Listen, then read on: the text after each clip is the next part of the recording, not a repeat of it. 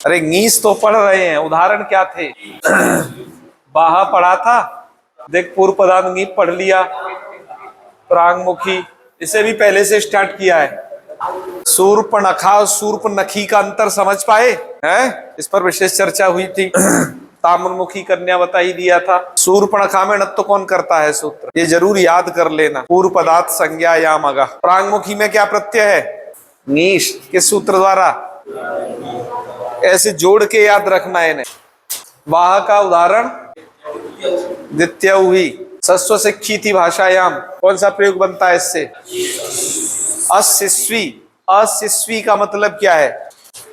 जिसके कोई शिशु नहीं है, ऐसी स्त्री को अशिष्वी कहेंगे। भुला जाते हो रे, स्मरण रखो, अभी तो कल वाला ही पाठ है। चल आज पढ़ते हैं जाते स्त्री विषयादय उपधात। यहां से जाते हेति पंचम्यंतम पदम अस्त्री अयो अस्त्री विषयात इत्यपि पंचम्यंतम पदम अयोपधात इत्यपि पंचम्यंतम पदम। प्रत्यय कौन सा पढ़ रहे हैं?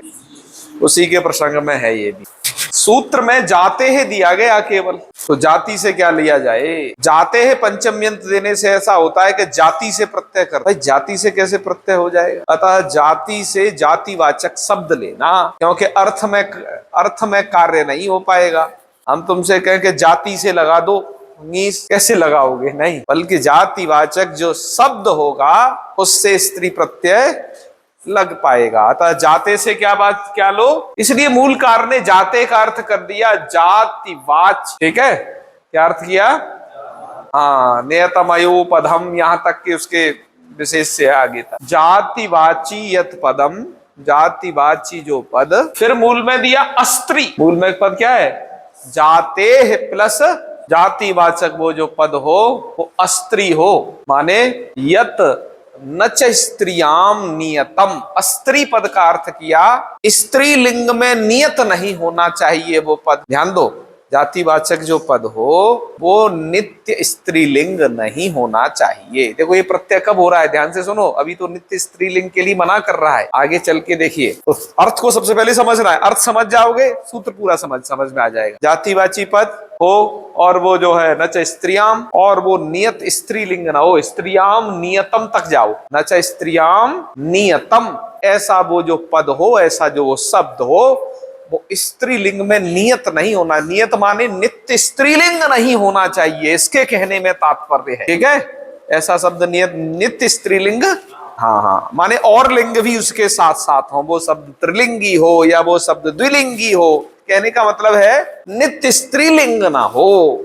कुछ शब्द होते हैं ना कि ये तो भैया हमेशा स्त्रीलिंग में ही प्रयोग होगा, ऐसा स्त्रीलिंग में नियत ना हो वो सब। और साथ में एक और शर्त देखिए, अयोपधम, उस शब्द की उपधा में यकार नहीं होना चाहिए। ठीक है, ततः स्त्रियाम, ऐसे शब्द से स्त्रीत्व की विवक्षा में नीश स्यात्, नीश प्रत्यय करना। अर्थ समझ पाए रे बच्चा? क्या समझे बोलो?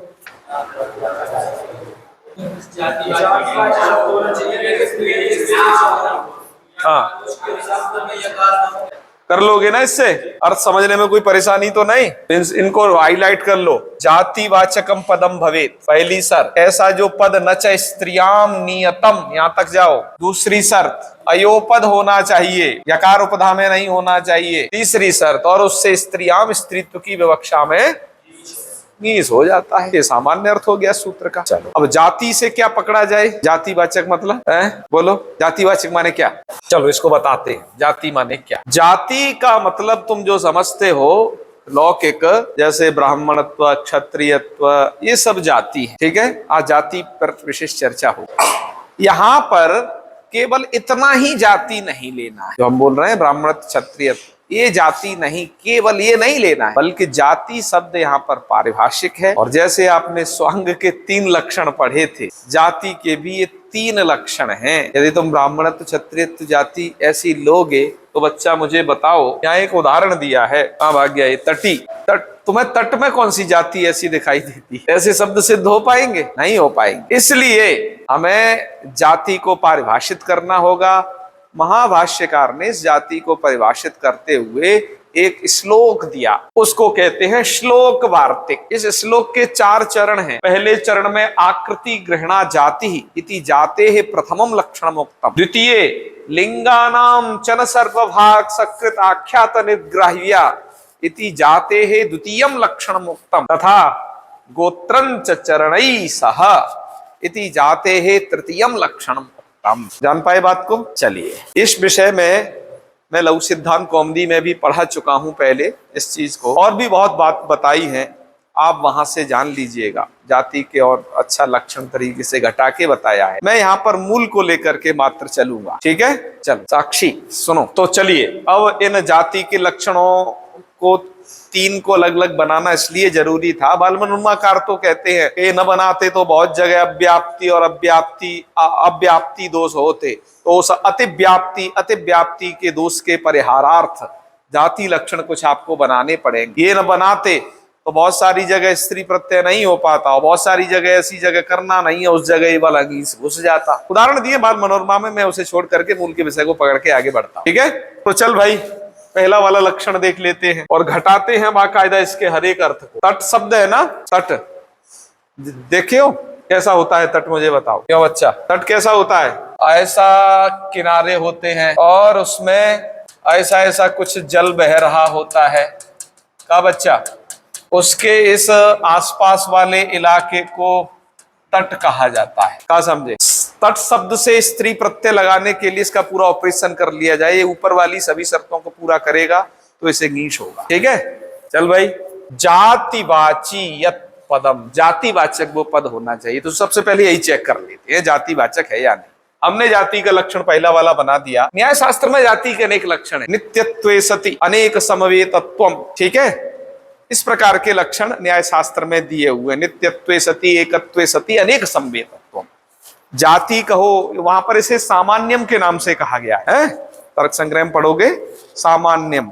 सामान्यम माने वो यही जाति है जो नित्य है, एक है, अनेक में समवाय संबंध से रहती है। वैसा लेने में सबका सब तात्पर्य नहीं है, इसलिए जाति लक्षण यहाँ पृथक बने हैं। वो भी कहीं एक जगह इंक्लूड हो जाएगा, इनमें ही देख लीजिए। यहाँ का जाति जो है व्यापक है, क्योंकि इधर बहुत कार्य करना है, इसलिए पतंजलि जी ने ये जो जाति का लक्षण है ना, ये उठाया है गौतम धर्म सूत्र से उठाया है।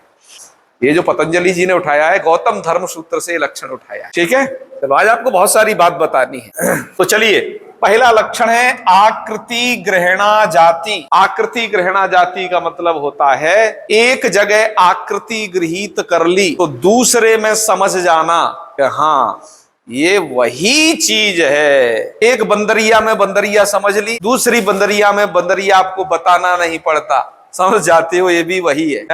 एक जगह आपने अजा देख ली, ठीक है?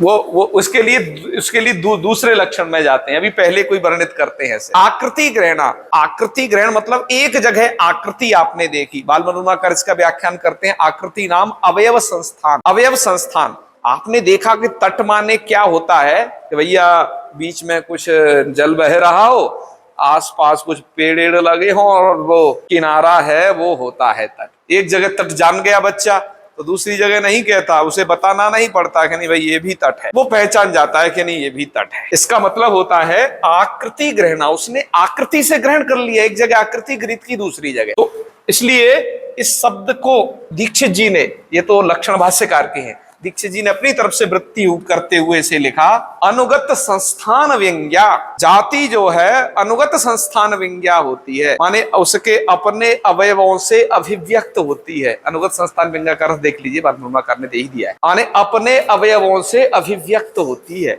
जैसे तट अवयवों से पता चल जाता है, तो ये भी क्या होती है? जाति। ठीक है भाई, तो अब बताइए, तट ये शब्द जाति है, जातिवाचक है? जातिवाचकम पदम तट वर्तते। तो पहली शर्त को पूरा किया, जातिवाची। दूसरी शर्त न च स्त्रियाम नियतम, वो शब्द स्त्रीलिंग में नियत नहीं होना चाहिए, माने केवल स्त्रीलिंग नहीं होना चाहिए ओनली। और भैया नहीं है, क्योंकि तटा तटी तटम ये त्रिलिंगी शब्द है। दूसरी शर्त भी कंप्लीट हो गई। तीसरी अयोपधम, उस शब्द की उपधा में यह भी नहीं होना चाहिए। बिल्कुल, तट शब्द की उपधा में ट है, उपधा अंत्यल से पूर्वर्ण ट है, ठीक है? तो स्त्रीत्व की विवक्षा में इंगिस कर दिया, बन गया था। ठीक, क्लियर? चल ठीक है भाई, इसका मतलब ये हुआ कि एक जगह आपने आकृति गृहीत कर ली तो दूसरी जगह उस आकृति से समझ में आ जाता है कि ये वही चीज है। ठीक है? अब क्या हुआ, एक ऐसे ही कुछ कार्टून बना देता हूं, उससे थोड़ा सा कुछ समझ लीजिएगा, ठीक है। ये है बच्चा वृषली। ये कौन है? वृषली समझते हो? शूद्री, जिसे तुम शूद्रा क्या कहते हो, है? ठीक है, मतलब शूद्र की स्त्री है वृषली। ये कौन है? अच्छा, ये कौन है? चलो मैं लिखता हूं।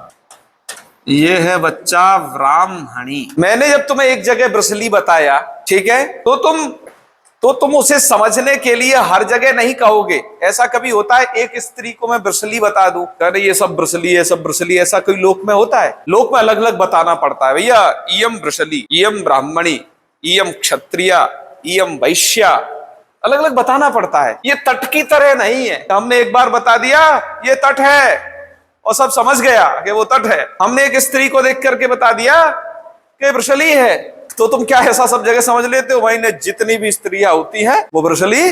ऐसा तो हम समझते ही नहीं बिल्कुल। क्यों?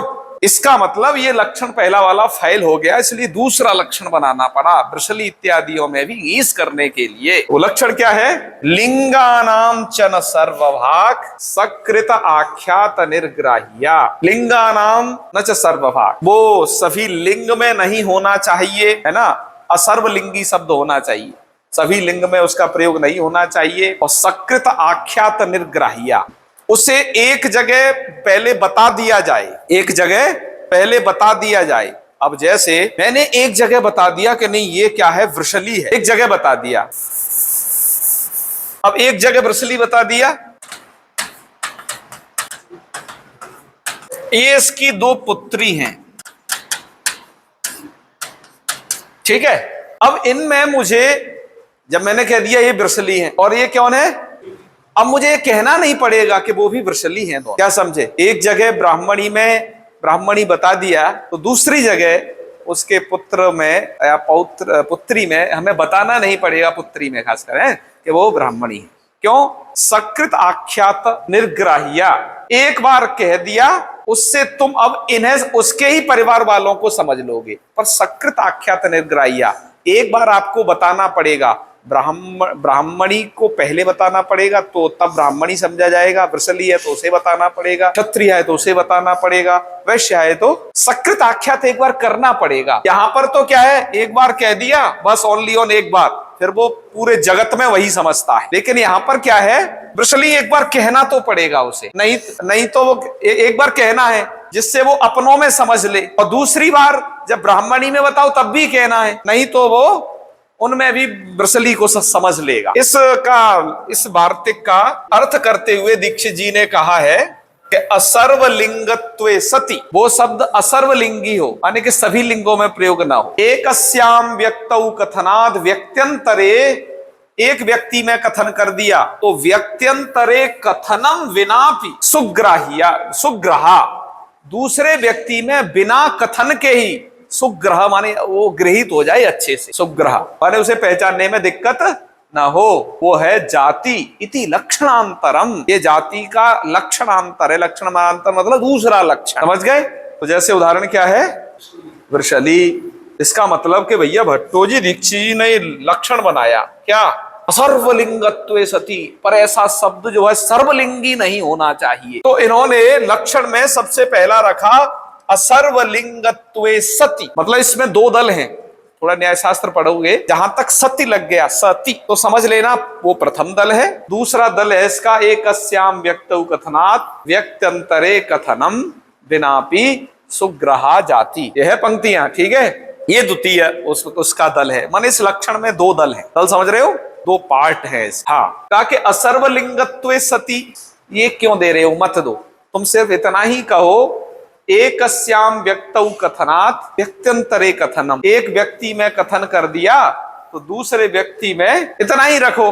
कि नहीं, अब तो जो है शुक्ल एक शब्द है, शुक्ल है ना, जिसका स्त्रीलिंग शुक्ल क्या है, गुण है ना, शुक्ल क्या है, गुण है, कलर। शुक्ल शब्द त्रिलिंगी होता है, शुक्ला साटी, साटी माने साड़ी, शुक्लम वस्त्रम, ठीक है, और शुक्लः क्या, घटा पटा, जो भी पुल्लिंग शब्द हो कुछ भी ले लो, माने वो शब्द त्रिलिंगी है, ठीक है। शुक्ल घटा नहीं हो सकता, अरे हो सकता है, यदि कोई पोत दिया उसे कलर से। हाँ, तो ये शब्द क्या है, ये तो त्रिलिंगी था, या इसका भी शुक्ली बनने लग जाता। ऐसी जगह वारण करना है, इसलिए लक्षण में दिया असर्वलिंगत्वे सती।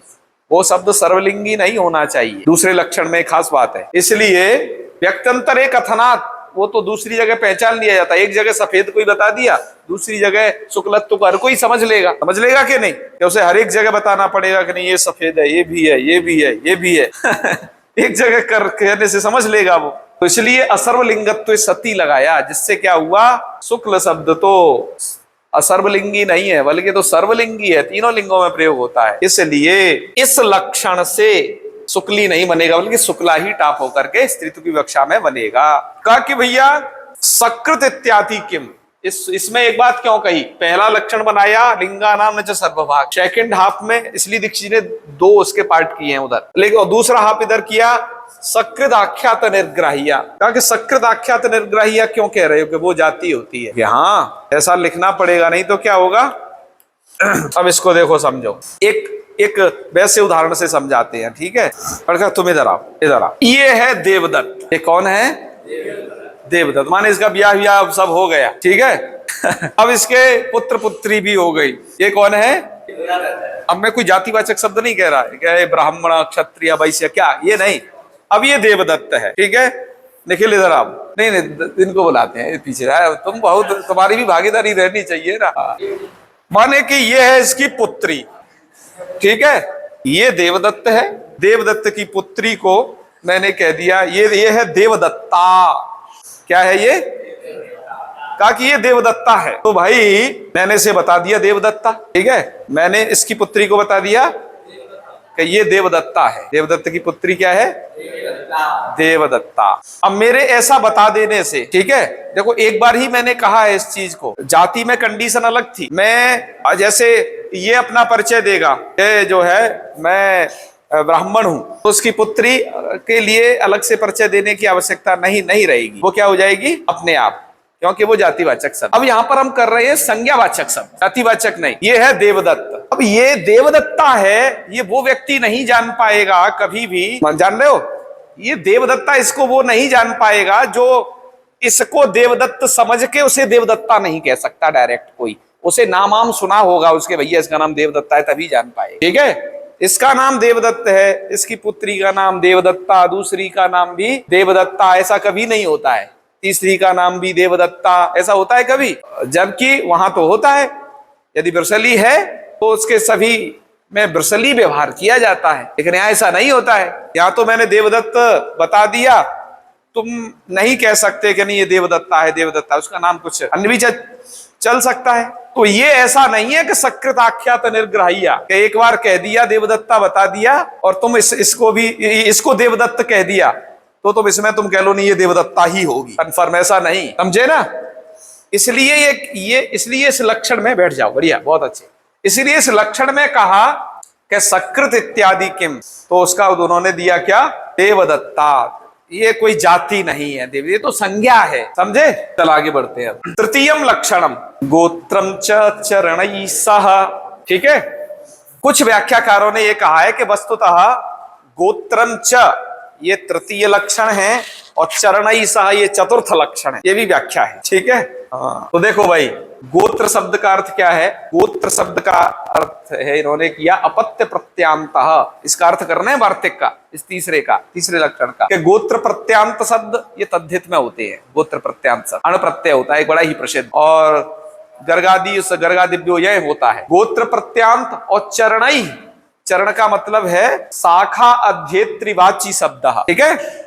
गोत्र का मतलब अपत्य प्रत्यांत शब्द, चरण का मतलब शाखा अध्येत्रिवाची शब्दों, जाति कार्यम लभते, उनको भी जाति कार्य हो जाता है। जाति कार्य का मतलब है नीस कार्य। अब देखो, हमें विग्रह करने में ये स्पष्ट हो जाना चाहिए कब हम जाति घटित विग्रह कर रहे हैं, कब हम पुंयोग घटित विग्रह कर रहे हैं, ठीक है। जाति योग घटित विग्रह करते हैं तो जाति शब्द को बीच में डालना पड़ता है। अज जाते है स्त्री, अजा पुंयोग में उपस से स्त्री, वहां जाति शब्द बीच में नहीं पड़ता है। ये आपने शूद्रा शब्द में दोनों प्रकार से विग्रह करके देखे, इस प्रकार के, इससे ही समझ में आ जाता है कि कहाँ पुंयोग लक्षण स्त्री प्रत्यय है, कहाँ जाति लक्षण स्त्री प्रत्यय है। और कुछ जगह सामान्य ही स्त्री प्रत्यय है, उस जगह दोनों प्रकार का विग्रह नहीं किया जाता, सामान्य न ही कह दिया जाता है। ठीक है, ऐसे भी स्थल आए थे। चल अब इसको देख लेते हैं। गोत्रवाची और शाखा अध्येत्रीवाची, माने अपत्य प्रत्यांत और शाखा अध्येत्रीवाची जो शब्द होंगे उनसे भी क्या होगा, ङीस हो जाएगा, माने जाति का जो भी कार्य हो जाएगा, यहाँ ङीस हो रहा है। ठीक है, औपगवी शब्द बनाया है, एक व्यक्ति है उसका नाम है उपगु। ये पहले नाम होते थे भाई, तुम अभी नए सुन रहे हो। ठीक है, पहले भी कुछ ट्रेंड रहा होगा। एक का नाम है उपगु। नहीं समझ में आ रहा मैं क्या बोल रहा हूँ, लिख देता हूँ ला। ये उपगु है। ठीक है बच्चा, ये उपगु की दो आंख है, ये मुंह है, ये ले। इस उपगु की ये संतान है। ये कौन है, उपगु। ये उसकी क्या है, संतान। थोड़ा इसके बाल बड़े कर दें, हाँ, जैसे पता चल जाए ये स्त्री है। तो उपगु की अपत्य स्त्री है, तो रूप क्या बनेगा है? तो पहले तुम ये समझो कि पुल्लिंग में क्या रूप बनता है। उपगु शब्द से जब स्त्री, उपगु मूल पुरुष है, माने ये फर्स्ट पर्सन है। सेकंड इसका जो बनेगा, इसका पुत्र है अथवा पौत्र, संतान में आगे जो भी, वो कहलाएगा औपगवः। क्या हुआ रे, तद्धित का एक बड़ा ही प्रसिद्ध प्रत्यय है अण प्रत्यय, वो अण प्रत्यय इससे हो गया। क्लियर। औपगवः कौन कहलाया, ये कोई पुत्र था भैया इसका, ये वाला कोई पुत्र है। ठीक है, ये कहलाया औपगवः। थोड़ा छोटा है धन प्रसाद जी की तरह। ये है औपगवः। ठीक है, अब भाई उसकी स्त्री को, माने के वंश परंपरा में पुत्री भी तो हो सकती है, उसको कहना है, उसको तो इसलिए लक्षण बनाया। गोत्रंच, जो गोत्र वाचक शब्द होंगे, माने के अपत्य प्रत्यांत, ये जो अण हुआ है ना, ये अपत्य अर्थ में हुआ है। अपत्य माने संतान अर्थ को कहने के लिए अण प्रत्यय हुआ है। तो देख, अपत्य प्रत्यांत से बना हुआ ये है शब्द कौन, औपगवः, क्योंकि यहाँ पर अण प्रत्यय हुआ है। उपगोह अपत्यम, रूप बन गया औपगवः। और स्त्री है तो क्या करो भैया, गोत्रम च, इस नियम के अनुसार ये जो है ङीस हो जाएगा। तो ङीस हो जाएगा तो क्या बन जाएगा, तो भैया औपगवी कौन कहलाएगी, ये औपगवी कहलाएगी। प्रत्यय कौन हुआ, अन मतलब पहले अण तत्पश्चात ङीस, है ना। औपगवी में कौन प्रत्यय हुआ, स्त्री प्रत्यय पूछे तो ङीस हुआ। अब कहते हैं गुरुजी ये तो अण प्रत्यय से बना है, तो टिड्ढाणे भी कर ले, कर लो भाई, क्या कोई दिक्कत तो नहीं है, क्या भाई स्वर भेद होगा बस, नीप का और नीश का अलग अलग स्वर होता है, तो वैदिकों को देखना पड़ेगा कि कहाँ उन्हें क्या करना है। तो ये नीप से भी बन सकता है, नीश से भी बन सकता है। खैर यहाँ उदाहरण दिया तो हम नीश से बना दी और जानकारी दे दी है। चल अब आ जाइए, ये जो सूत्र में जो गोत्र कहा ना इसमें लक्षण में, उसका तो ये उदाहरण है। और चरण के दो उदाहरण दिए, एक तो ये और दूसरा बहुवृचि। एक शब्द है कठी। ये कठी जो शब्द है वो शाखा अध्येत्रीवाची शब्द है, क्योंकि चरण शब्द का अर्थ हमने यही किया है। ठीक है, शाखा अध्येत्रीवाची माने कठेन प्रोक्तम अधीते, या कठ एक शाखा है वेद की। ठीक है, उस शाखा का, कठ के द्वारा प्रोक्त शाखा का अध्ययन करने वाली स्त्री, उसको कठ शाखा इसलिए कहा जाता है कि कोई उसके आचार्य रहे जिनका नाम कठ था, उनके द्वारा वो शाखा हुई, है ना। तो कठेन, अर्थ क्या किया इसका भाई, कठेन प्रोक्तम अधियाना स्त्री, ये भी इन्होंने किया है। ठीक है, पहला वाला हमने तत्वोधनिकार के मत से बोला था। तो कठेन प्रोक्तम, कठ नाम के एक ऋषि थे, उन्होंने वेद की एक शाखा बनाई, उस शाखा का अध्ययन करने वाली स्त्री को क्या कहेंगे, कठी। ठीक है, चल कठी बन गया, शाखा अध्येत्रीवाची है। दूसरा देख, बहुवृचि, इसका क्या अर्थ किया है, विग्रह बोलो पहले। बहवः ऋचः अध्येतव्याः यस्याः, जिसे जो है बहुत सारी ऋचाएं अध्ययन करनी है ऐसी स्त्री, उसको क्या बोलेंगे, बहुवृचि, है ना। यहां पर बहु शब्द है और ऋच शब्द है, बहु प्लस ऋच यण करो, बहुवृच। ठीक है, एक तो ये कर लो। और बहुवृच ऋग्वेद की भी संज्ञा है ना। उन्होंने क्या है ना, एक विंशतिधा बाहुवृचम, 21 शाखाएं वेद की, ऋग्वेद की बताई जाती है, उसकी भी संज्ञा है। चलो वो भी विग्रह कर सकते हैं। एक तो ये दो उदाहरण हो गए, कठ शाखा का अध्ययन करने वाली स्त्री कठी, और ऋग्वेद का अध्ययन करने वाली बहुवृचि, अथवा बहुत सारी ऋचाएं जो पढ़ी वैसी स्त्री है ना। तत्वबोधनी करने तो बहुवा ऋचो अध्येतव्या, ऐसा विग्रह किया, उसको लेकर के इन्होंने ये विग्रह किया है। तो इन्होंने अध्यया विग्रह किया है। विग्रह में थोड़ा बहुत अंतर है बस बाल मनोरमा में। इसमें एक तीसरा और इसी जगह मिलता है, कहीं कहीं पर पाठ एक और मिलता है, कलापी। तुम्हारी किताबों में है कि नहीं ये पाठ? किताब तो ला नहीं रहे हो करे आजकल? कलापी दिया है? हाँ, हमने नहीं यहाँ उसे लिखा है भाई, ठीक है, क्योंकि ये कलापी हमारी एक ये जो बाबादन के जमाने का जो संस्करण है इसमें नहीं है, है ना। ये प्राचीन पुस्तकों में ये पाठ नहीं मिलता है। कलापी बनाने में क्लेश है, ठीक है, क्योंकि कलाप शब्द से पहले अण करना पड़ेगा, अण करोगे तो कालापी बनेगा। कलाप क्या चीज है? इन्होंने दिया है कलापिना प्रोक्तम अधीते। कलाप की एक कलाप नाम के आचार्य, कलाप नाम के आचार्य के द्वारा जिस शाखा का विस्तार किया गया उस शाखा का अध्ययन करने वाली स्त्री। जैसे कठ आचार्य ने कठ शाखा, कलाप आचार्य के द्वारा कलाप शाखा, और उसका अध्ययन करने वाली स्त्री। कहा कि यहाँ पर कलापिनो अण इस सूत्र के द्वारा अण प्रत्यय हो जाता है, तो ये शब्द तो कालाप बन जाएगा, और कालाप करने के बाद, कालाप जब बन जाएगा तो कलापिना प्रोक्तम अधियाना स्त्री, यहाँ अण हो करके कालापी बनना चाहिए। क्या बनना चाहिए? तो कलापी की सिद्धि नहीं हो पा रही है, ऐसा ये जो है जयशंकर लाल त्रिपाठी जी ने इस तरफ बहुत ध्यान दिलवाया है, और कहा है कि इसलिए ऐसा ये जो पाठ है ना बहुत सारे संस्करणों में नहीं भी है ना, काशिका में भी नहीं है, इससे भी प्राचीन है।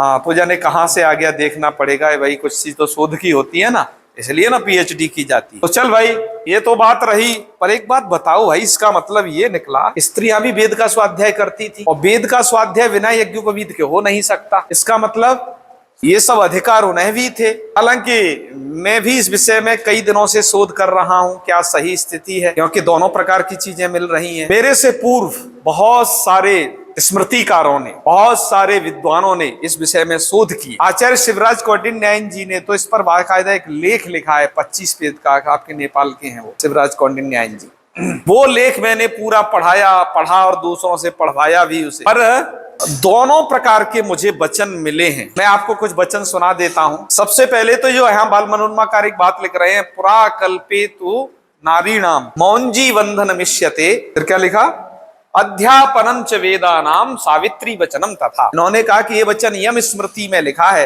कि पहले के समय में नारियों का मौंजी बंधन होता था, माने मेखला यज्ञोपवीत इत्यादि धारण ये सब होता था। और इतना ही नहीं, पूरी बात लिखी, अध्यापनम च वेदानाम सावित्री वचनम तथा, वेदों का अध्ययन अध्यापन होता था। सावित्री वचनम मतलब गायत्री मंत्र की दीक्षा भी होती थी, जाप वगैरह करती थी।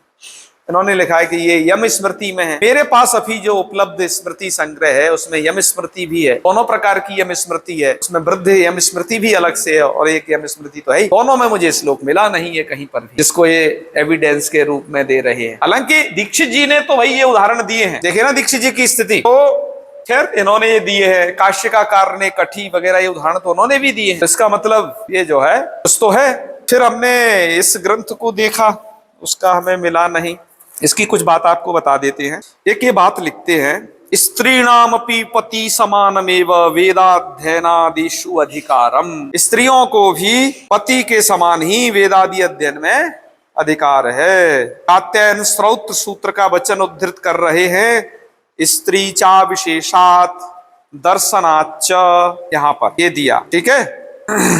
तो स्मृतिकार को उद्धृत किया। फिर मैं और गृह सूत्रों का अध्ययन भी कर रहा हूं आजकल बहुत सारे, मैंने आपस्तंभ का अध्ययन किया है और कौन कौन से भी मुझे नाम बहुत स्मरण नहीं आ रहे हैं, उन गृह सूत्रों का अध्ययन किया।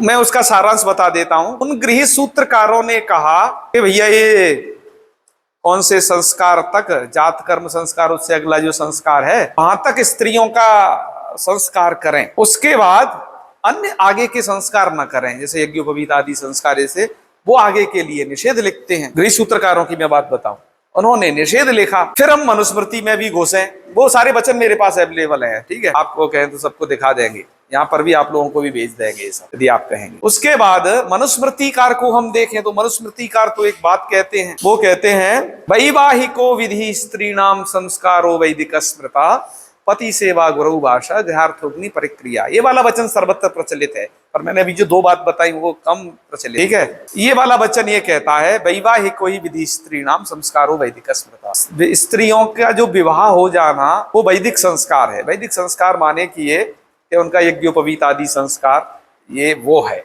विवाह संस्कार हो जाना। और गुरुकुलवास क्या है कि पति सेवा गुरु भाषा, ठीक है। और उन्हें तो ब्रह्मचारियों को हवन वगैरह करना पड़ता है, यज्ञ इत्यादि। इनके लिए क्या है तो कह रहे हैं गृहार्थोग्नि परिक्रिया, तो घर में पाक इत्यादि करती है वो उनका यज्ञ है, ऐसी बात उन्होंने कही। मैं अभी तक इस फाइनल नतीजे पर नहीं पहुंच पा रहा हूं।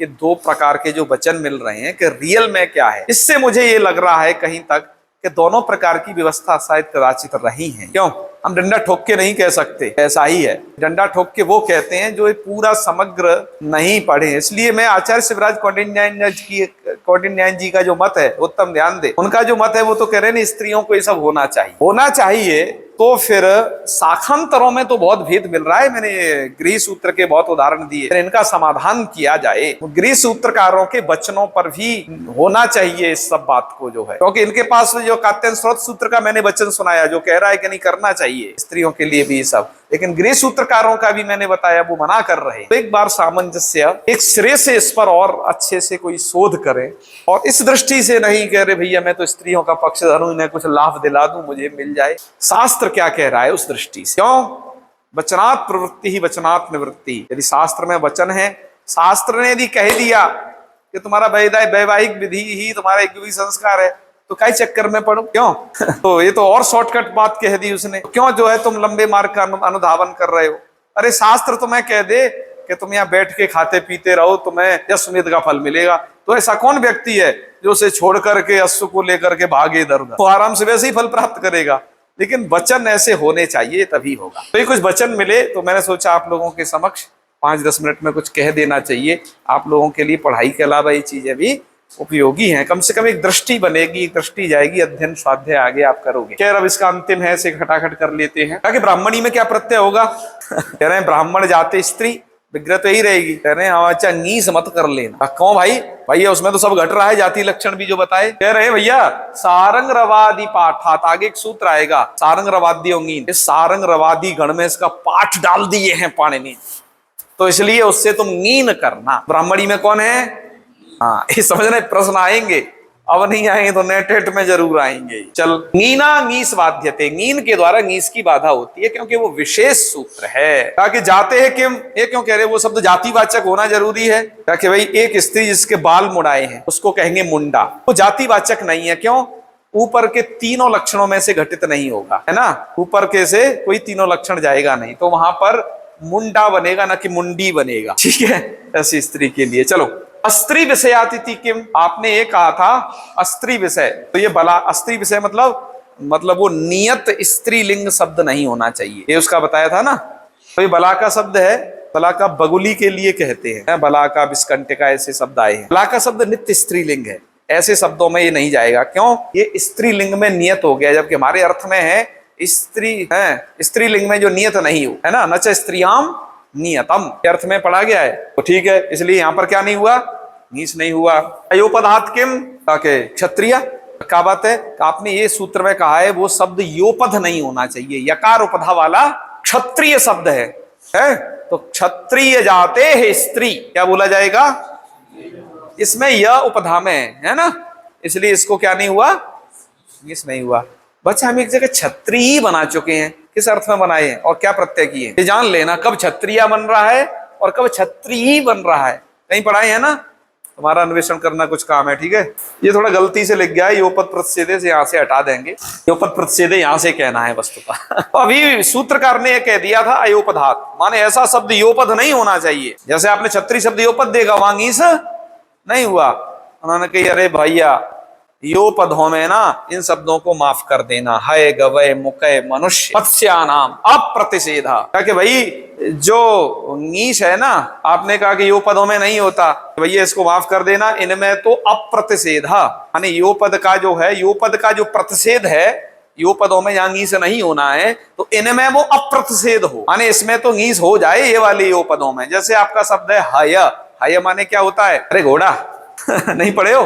हाँ, कहना योपद प्रतिषेध, यहाँ पर योपद प्रतिषेध की बात आए तो 1 2 3 4 5 शब्दों को माफ कर देना, इसमें तो तुम नीस कर ही लेना, वार्तिककार का मत है। तो ठीक है, ऐसे हई माने हाँ घोड़ी।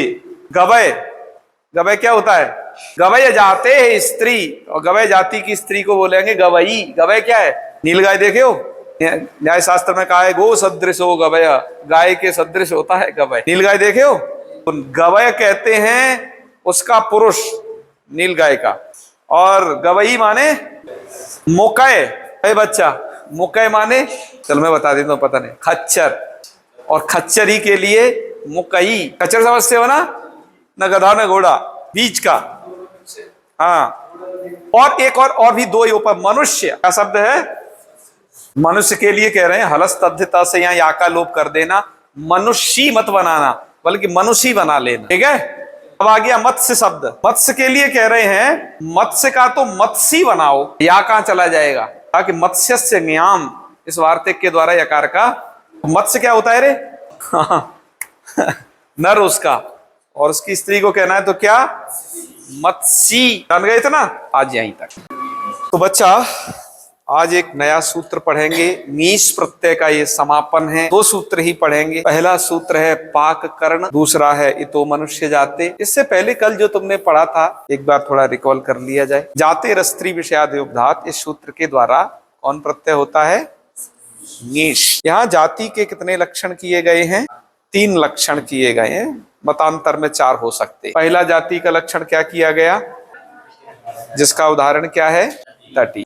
द्वितीयम जाति लक्षणम किम, पूरा एक साथ बोलो, लिंगा नाम न च सर्ववाक सकृत आख्यात निग्रह्या, ये दूसरा लक्षण हो गया, ठीक है। तीसरा, और इसका उदाहरण है वृषली।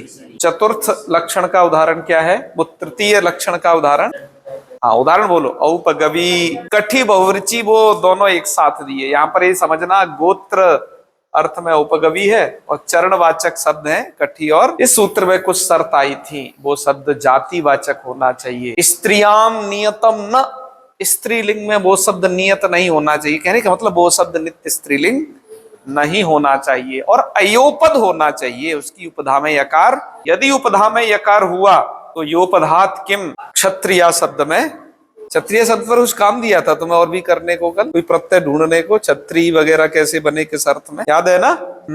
वो सही कर लेना है। और योपदों में ऐसा नहीं कि ये प्रतिषेध हर एक योपद में लगे, ये वाले जो योपद हैं हय गवय मुकय, यहाँ पर तो ङीस हो ही जाता है, इसलिए यहाँ तो ङीस करके ही रूप को बोलना चाहिए। मत्स्य से ज्ञाम पढ़ा था, जिसका मत्स्य ये जो है रूप है। एक चीज कल छूट गई थी, वो थोड़ा मैं आज ऐड कर दूं यहाँ पर। किन्हीं पुस्तकों में योपद प्रतिषेध है और मत्स्य न्याम, इसके बीच में एक वार्तिक और मिलता है। इस वार्तिक के संकेत बाल मनोरमा टीका को जब पढ़ते हैं तब मिलते हैं। जयशंकर लाल त्रिपाठी गुरुजी ने जब ये पुस्तक लिखी तो इस पुस्तक में वो पाठ दिया इन्होंने एक दिया, मनोजाता वयतौ शुक च, एक सूत्र दिया है यहाँ पर बीच में। इस सूत्र से मनुष्य में, इस मनुष्य जो प्रत्यय शब्द है ना, इस मनुष्य में इन्होंने शुक किया है, यानी इस सूत्र से यहाँ पर शुक हो गया है, ऐसा इन्होंने दिया। इस वार्तिक को, इस सूत्र को यहाँ पर उद्धृत किया। और आप बाल मनोरमा में देखें तो बाल मनोरमाकार के पढ़ने से लगता है कि ऐसा ये पाठ यहाँ होना चाहिए। बाल मनोरमाकार ने लिखा, मनुष्य इस रूप में हलस तद्धितस्य यति लोप प्रवृत्तये यकार तद्धिता वैवत्वम दर्शयितुम आह मनोजातार विति, है ना? तो ये पंक्ति से लगता है कि ये यहाँ पर है। तो ये कुछ पुस्तकों में तो यहाँ पर ये पाठ मिलता है, कुछ में नहीं मिलता है। हमने संस्कृत में तो लिखा नहीं था पाठ, क्योंकि संस्कृत में जो हमें मिला इस पुस्तक से अनुसार, लेकिन अब हम सोच रहे हैं उसे थोड़ा ऐड कर देंगे अथवा उसकी कोई जानकारी ऐसी दे देंगे। आपकी पुस्तकों में ये पाठ होगा कुछ में शायद, है ना? मनुष्य से पहले मनोर जाता वह तो सुख च, एक ऐसा सूत्र का स्मरण कराया है, ये पाठ आपके में होगा। मतलब हलस तद्धित सेति या लोप जस्ट इसके बाद, मनुष्य से पहले इसके बीच में, ठीक है। चलिए आजा, अब आगे की बात कर ले। पाक कर्ण पर्ण पुष्प फल मूल वालोत्तर पदार्थ। इस सूत्र के द्वारा पाकादि उत्तर पदार्थ, पाकादि शब्द उत्तर पद में हो। उत्तर पद कहने से समझ लेना कि इसका मतलब पूर्व पद भी होगा। इसका मतलब ये जहां होंगे वहां दो पद होंगे, और दोनों दो पद हैं तो पहले समास होगा, वो दो पदों में समास होगा। पाक आदि उसके उत्तर पद में होंगे, माने ये तो होता है पूर्व पद, इधर वाला उत्तर पद कहलाता है, दो पदों में है। तो पाक, कर्ण, पर्ण, पुष्प, फल, मूल, ये जो शब्द दिए ये इस साइड में हो। और जातिवाच्य ना, वो शब्द जातिवाचक होगा। स्त्री विषयाद, स्त्री विषयादपि, वो शब्द स्त्री विषय वाला भी होगा। कहने का मतलब है पिछला सूत्र जहां ये कह रहा था जाते स्त्री विषयादि उपधार स्त्रियाम नियतम न, स्त्रीलिंग में वो शब्द नियत नहीं होना चाहिए, माने वो शब्द नित्य स्त्रीलिंग नहीं होना चाहिए। ठीक उससे अपोजिट ये सूत्र ये कह रहा है क्या, स्त्री विषयादपि, भले ही वो नियत स्त्रीलिंग हो तब भी मैं काम करूंगा। नीश्यात, क्या हो जाता है, उनसे नीश हो जाता है बच्चा, ठीक है। तो अब देखो करते हैं, ये नीश को करके देखते हैं। ओदन पाकी, मतलब ओदन का पाक करने वाली। बाद में शब्द कौन है यहाँ, पाक। यहाँ लास्ट वाला शब्द क्या है, कर्ण। ये क्या है, ये क्या है, ये सब उसी के सब क्रमशः उदाहरण है, बस आप ये जान लीजिएगा बस। कहा कि ओदन पाकी, ऐसा लग रहा है कि ओदन से पकने वाली कोई चीज या ओदन को पकाने वाली, पर इनके ऐसे अर्थ नहीं है। इन सब के अर्थ क्या है लास्ट में मैं अभी बताता हूं, इन सबको अभी सुन लो। ओदन पाकी या नीस प्रत्यय कर दो, क्यों, पाक शब्द जस्ट इसके बाद में आ गया। शंकुकर्णी, जिसका शंकु जैसा कान है, ऐसा कुछ अर्थ लग रहा है। ये सब अर्थ नहीं है जो मैं अभी बता रहा हूँ, लास्ट में बताऊंगा जो मूल में कहे। सालपर्णी, शंख पुष्पी, शंख के जैसा इसका फूल। दासी फली, दर्भमूली, ये मूल शब्द बाद में। अंत में बाल, गोवाली। इनका अर्थ तो बताओ, लास्ट में कह दिया औषधि विशेषे रूढ़ा एते, ये सभी शब्द औषधि विशेष अर्थ में रूढ़ है। माने भैया विभिन्न प्रकार की औषधियां हैं, आयुर्वेद शास्त्र में देख लो, कुछ वैद्यों से पूछ लो। अब तो वैद्य मर मिट गए, इस जो है एलोपैथी के युग में उनके कोई पूछ नहीं रहा है। तो अब तो ये ग्रंथों से जान लेना कौन कौन सी है। शंख पुष्पी तो वही मैं जानता हूँ, शंख पुष्पी बुद्धि बढ़ाने की एक दवाई है, और वो तुम टॉनिक जानते होगे। इसकी एक औषधि है, ये एक रूखड़ी टाइप की होती है शंख पुष्पी। मैंने घोंट के पी है बचपन में, ठीक है, एकदम उसको रोज शरबत बना के पीते थे गर्मियों में, इतनी सारी, एक दो गिलास। जो उसकी तासीर बहुत ठंडी होती है, बुद्धि वर्धन करती है ये और ब्राह्मी दोनों मिल करके। शंख पुष्पी है, वो ब्राह्मी है, हाँ वो ब्राह्मी है, दूसरी औषधि। ब्राह्मी तो इसमें नहीं आया है, तो ये शंख पुष्पी शब्द जरूर आ गया है इसमें। तो ये जिनके अंत में तुम इन्हें देख रहे हो, इनसे क्या कर लेना, नीश कर लेना, ठीक है।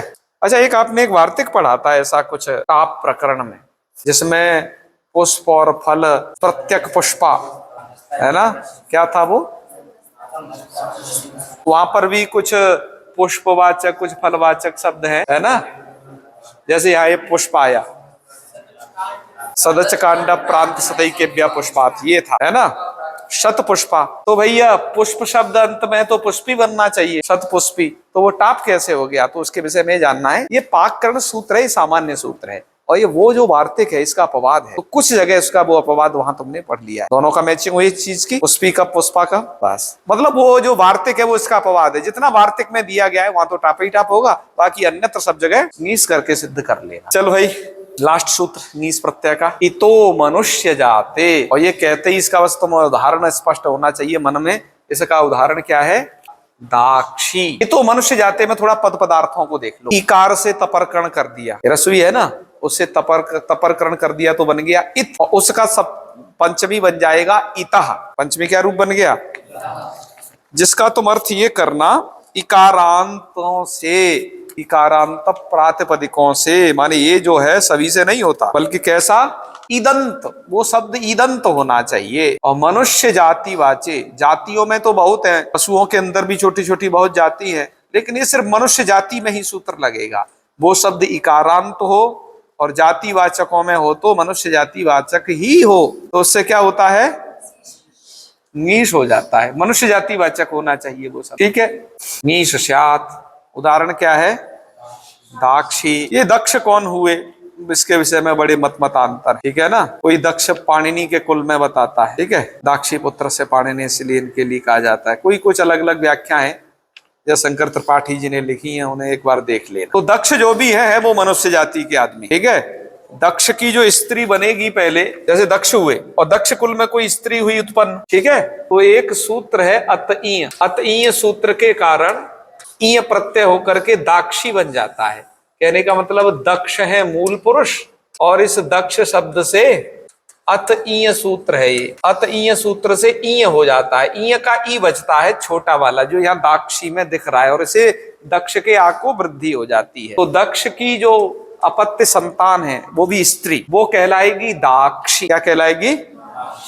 दाक्षी। अब ये दाक्षी शब्द इकारांत है ना, पहले नहीं है, पहले तो दक्ष शब्द से अकारांत है। तुम दक्ष शब्द से नीश कर मत देना, क्योंकि हो ही होगा नहीं, सूत्र करता ही नहीं है उससे। वो तो इतः इकारांतों से, वो भी ह्रस्व इकारांतों से ही करता है, ठीक है। तो जब ऐसा दाक्षी बन जाए, फर्स्ट स्टेप ये था, सेकंड स्टेप दाक्षी तक आओ, थर्ड पे ये दीर्घ वाला बन जाएगा, नीश होगा, ठीक है। तो दाक्षी कहना है आपको, और ये मनुष्य जातिवाची है ना। हाँ, कह रहे हैं यो पदादपि, ताकि ये जो सूत्र है ना ये ऐसे शब्दों में भी लग जाएगा जो यो पद है। इसका मतलब ये भी निकलता है जाते रस्त्री विषयादयो पदार्थ से केवल जाति की अनुवृत्ति आती है, अयोपधात की अनुवृत्ति यहाँ आएगी नहीं, ये कहना चाह रहे हैं। इसलिए अयोपधातपि, जिसके यकार वो योपधातपि, जिसके यकार उपधा में है, उनसे भी ये होता है धुआंधार। ये उदमेय नाम के कोई व्यक्ति थे भैया, कौन थे ये? उदमेय।